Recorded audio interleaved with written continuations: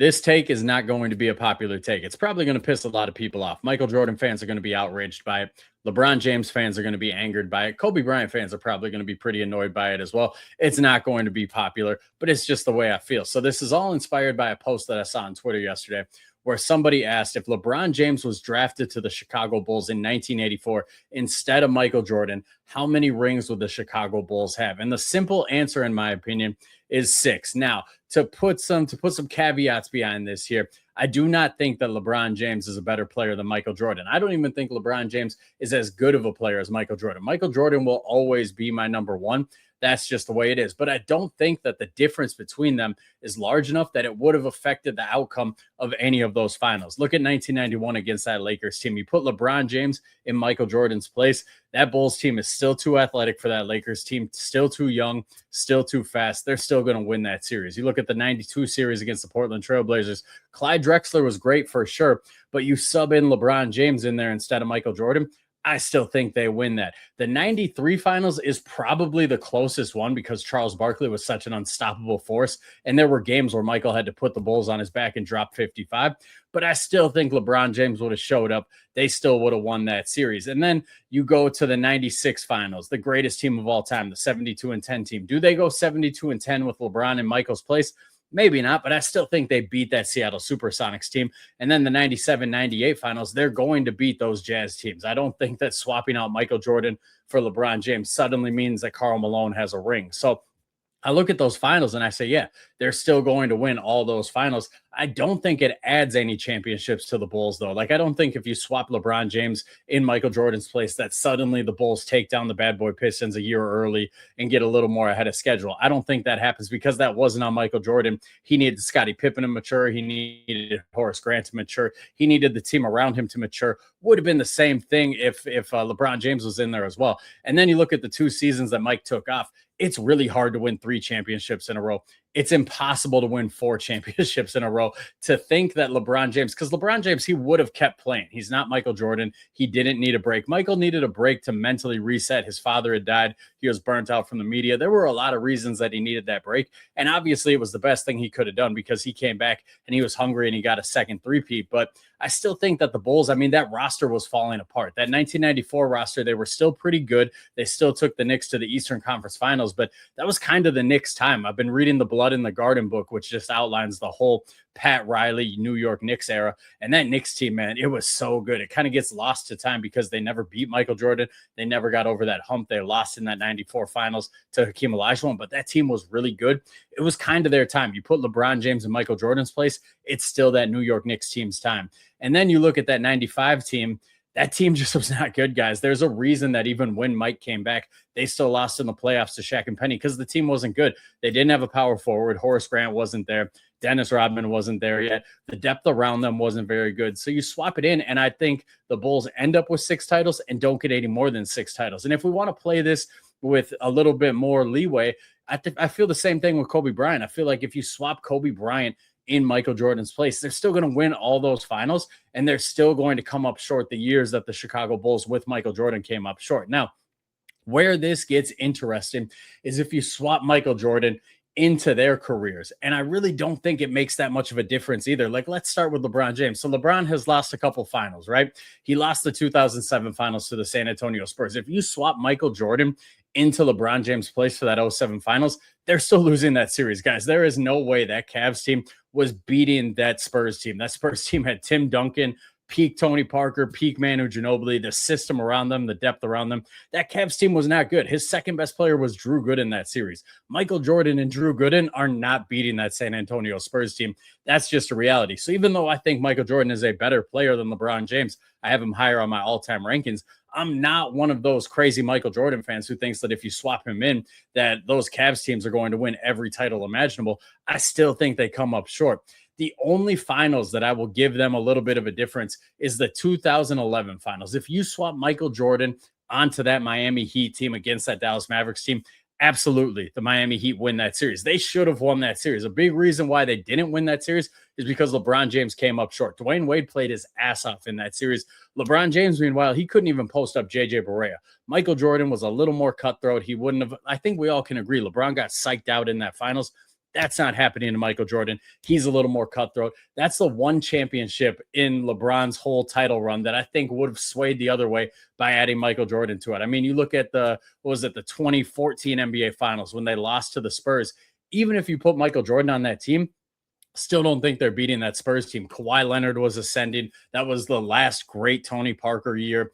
Tim Duncan still had a little bit left to give. That was a great San Antonio Spurs team, and they were hungry from the way that they lost the year before on that Ray Allen shot. And that Heat team, they were on their last legs, man. Dwayne Wade was falling apart at that point. Chris Bosh was still a really good player. LeBron James was still a dominant player. They had nothing else around them. We're talking about like Mario Chalmers, Norris Cole. I can't even remember who their center was. Their center might have been Chris Anderson. Like, it was a bad roster around them.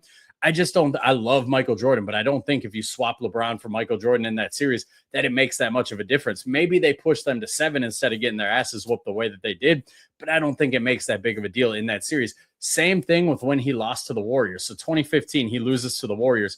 We have to keep in mind, Kyrie Irving was out that series. Kevin Love was out that series. Michael Jordan by himself is not beating that Golden State Warriors team in 2015.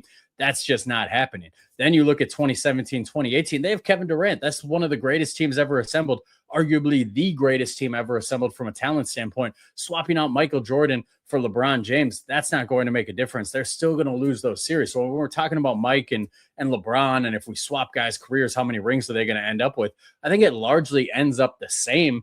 And the only one you can really argue that it's going to swing is that 2011 one, because that is the biggest failure of LeBron James' career. That is the only time in LeBron's career I can't make any excuses for him. You know, he loses in 07 to the Spurs. You can make the excuse that that Cavs team was garbage. They had no business even being in the finals that year. He loses 2014 again to the Spurs. You can argue that team was not good. The Heat, they never built a proper team around the big three. They just kept adding these spare parts as much as they could. They missed on all their draft picks in that time as well. That just wasn't a good team. And Dwayne Wade was falling apart. Dwayne Wade was playing on one leg. He was pretty ground bound by that time. And then you look 2015, like I said, you had the injury to Kyrie, the injury to Kevin Love. There's excuses to be made for LeBron.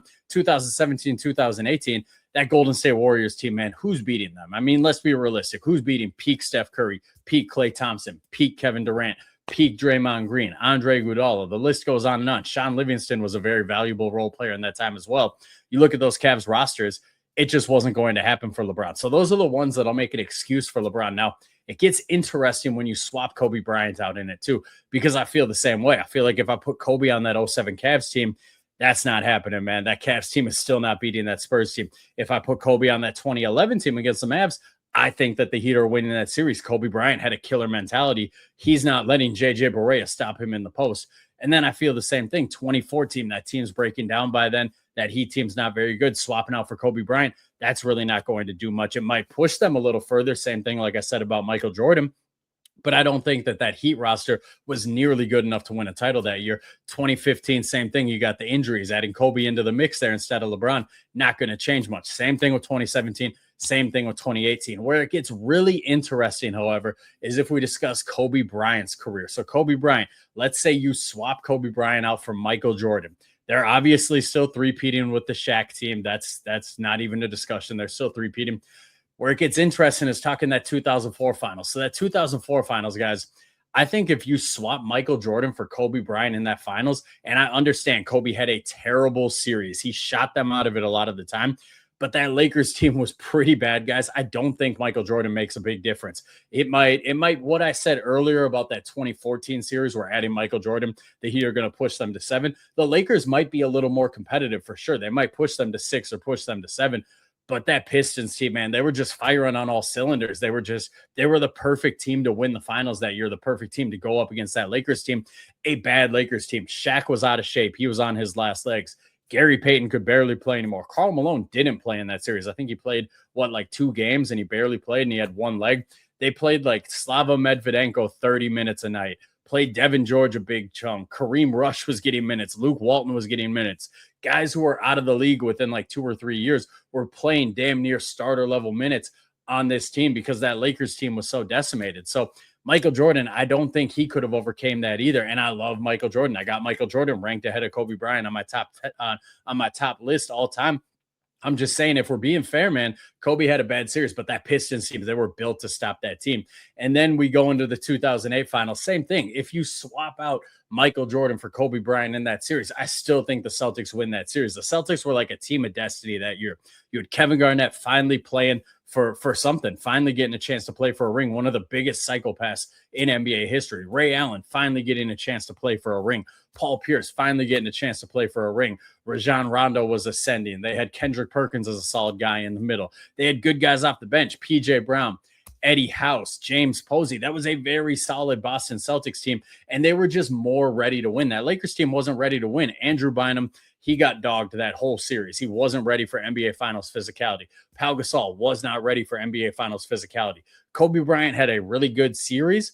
They just needed to get tougher. They needed to get stronger, and that's why they won the ring the next 2 seasons, is because of what they went through in that finals. If you swap Michael Jordan for Kobe Bryant in that scenario, I think the same thing still happens. I think they still lose to that Lakers team, bounce back, win those next 2 finals. And I feel the same way if you swap Kobe Bryant for LeBron James. I don't think that LeBron James on that Lakers team is taking down the 2004 Pistons. I just don't. There's just, like I said, that was like a team of destiny that year. That's one of the most complete basketball teams we've ever seen. One of the greatest defensive basketball teams we've ever seen. And that Lakers team was just not very good. Then you go to that 2008 series. Same thing, man. That Lakers team was not ready to win yet. They weren't ready for the physicality. They didn't have the chip on their shoulder. They didn't have the attitude that they needed to. Phil Jackson wrote a really interesting book after he retired where he went through all his seasons. And that's what he was saying about the team. The guy who was there, he was like, we needed that loss. Pau Gasol specifically needed that loss so that he could get that dog in him. So I just think it's interesting when we do these all-time debates because these guys, they're all great players. Like the talent level of these guys is so great. Even if I have Michael Jordan #1 and I have Kobe Bryant #2 and LeBron James #3, the margins between them are so razor thin that if you swap them out at various points in their careers, I don't think it changes NBA history that much.